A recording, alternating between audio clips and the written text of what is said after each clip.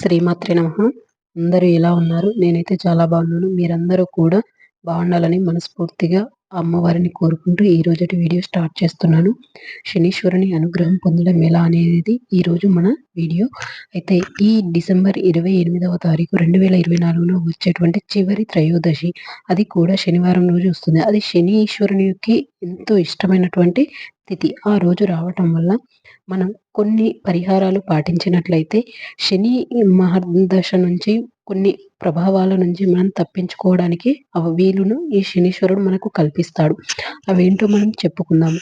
అయితే ఈ ఏలినాటి శని మహర్దశ కాలంలో ఎవరైతే ఉన్నారో ఈ కొన్ని పరిహారాలను పాటించాల్సి ఉంటుంది. ఆ పరిహారాలు ఏంటివి అంటే, శని త్రయోదశి రోజు ఉదయమే లేచి తలస్నానం చేసి ఏదైనా గుడికి వెళ్ళి నవగ్రహాలకు 11 సార్లు చుట్టూ తిరగాలి. తర్వాత శనీశ్వరునికి ఇష్టమైనటువంటి నల్ల నువ్వుల నూనెను శనీశ్వరునికి అభిషేకం చేయాలి. శనీశ్వరునికి ఏవైనా నీలిరంగులో ఉన్నటువంటి పూలను సమర్పించాలి.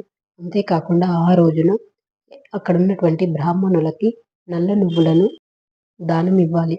అంతేకాకుండా ఎవరైనా అనాథలకు కానీ లేదా దారిలో ఉన్నటువంటి వాళ్ళకి ఏదైనా నల్ల గొంగలి కానీ లేదా నల్ల కలర్లో ఉన్నటువంటి బట్టలు కానీ లేదా ఏవైనా కొత్త బట్టలను కానీ దానం చేసినట్లయితే శనీశ్వరుని యొక్క అనుగ్రహం పొందడానికి వీలు కలిగిస్తుంది. శనీశ్వరుడు సంతోషించి ఈ పరిహారాలు పాటించడంతో పాటు ఇప్పుడు నేను చెప్పబోయేటువంటి స్తోత్రాన్ని కూడా 108 సార్లు పారాయణం చేయండి.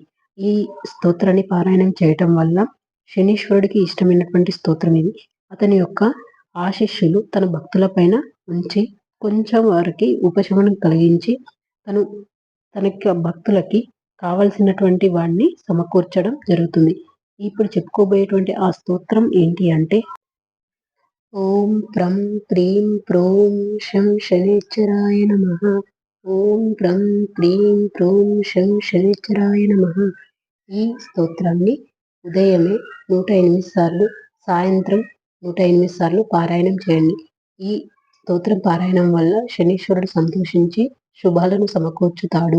శనీశ్వరుని యొక్క చూపు తన భక్తులపై పడడమే కాకుండా అతను ఆర్థికంగా ఇప్పటి వరకు ఉన్నటువంటి వాటిని కొంతవరకు కోలుకునే విధంగా కూడా శనీశ్వరుడు చూస్తాడు.